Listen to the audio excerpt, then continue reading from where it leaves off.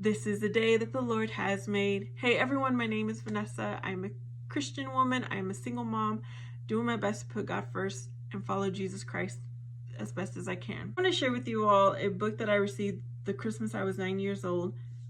The children's stories of the Bible from the Old Testament and the New Testament. I've already recorded the entire Old Testament. I did one video per chapter. Now I'm in the New Testament. Hopefully you will share this with your children. Chapter 38, the raising of Lazarus. As Jesus traveled about bringing his message to the people, many became believers and some became his special friends. Among these was a family in Bethany, 2 sisters and their brother.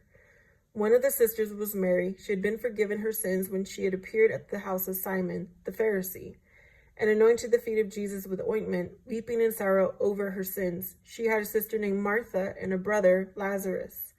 Jesus loved these people, and they believed in him. Jesus had been driven out of the area in which he lived by those who did not understand him. He was preparing to move on to another land to preach when the sisters sent him a message that Lazarus, their brother, was very ill. Jesus did not rush back to his friend's side, but told his disciples that the illness of Lazarus was a part of God's plan for the unfolding of his message. After 2 days, however, he told his disciples they were returning to the part of Judea where they had come from. The disciples protested that the people there had been ready to stone them. Jesus calmly told them that his friend Lazarus had fallen asleep and he was returning to awaken him. The disciples did not understand and said the illness must be passing if Lazarus could sleep. Then Jesus told them plainly that Lazarus was dead. He added that he was glad for their sake that he had not been there to save his friend's life, for if they returned with him now, they would understand his message better. One of the disciples, Thomas, spoke up readily and said, "Let us also go, that we may die with our master." He feared the people would kill them, but he was ready to die for Jesus. They reached Bethany, which was near the capital, Jerusalem. There they found that Lazarus had been dead for 4 days and was in a tomb, which was a cave close by a rock. Martha came to meet Jesus and said to him, "Lord, if you had been here, my brother would not have died. And even now I know that whatever you ask from God, God will give you." Jesus said to her, "Your brother will rise again." Martha replied that she knew her brother would rise from the dead on the last day of judgment when all the dead would rise, as Christ had preached. But Jesus said to her, "He who believes in me, though he die, yet shall he live. And whoever lives and believes in me shall never die. Do you believe this?" Martha replied that she believed that Jesus was the Son of God. She went then to her sister Mary, who was surrounded by grieving friends, and told her quietly, "The Master is here and is calling for you." Mary rose and quickly went out with her sister. The friends, thinking she was going to the tomb to mourn, went with her.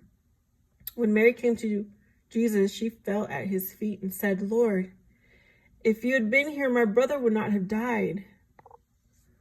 Jesus was deeply moved and said, "Where have you laid him?" They said, "Come and see." When Jesus stood at the tomb, he wept, and the people gathered there said, "See how he loved Lazarus?" Then some said, "Could not he who opened the eyes of the blind man have kept this man from dying?"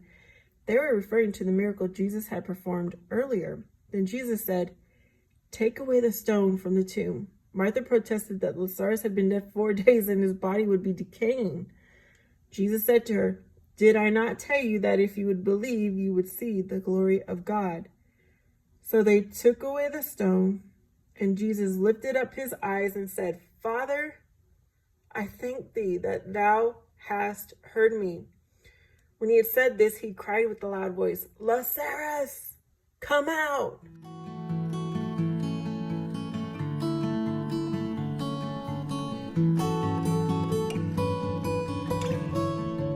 The man who had been dead came out of the tomb alive, still wounded in the wrappings that they used to bind up the dead.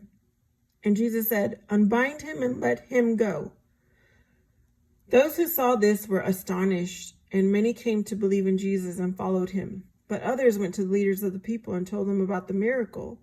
These leaders, the chief priests and the Pharisees,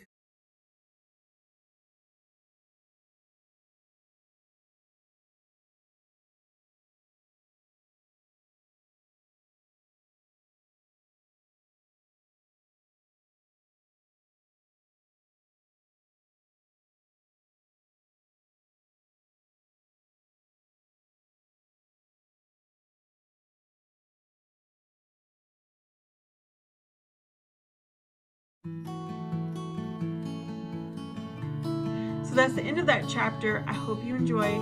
I will have a playlist of my Old Testament and the New Testament. If you liked, please subscribe, comment, and I hope to see you next time.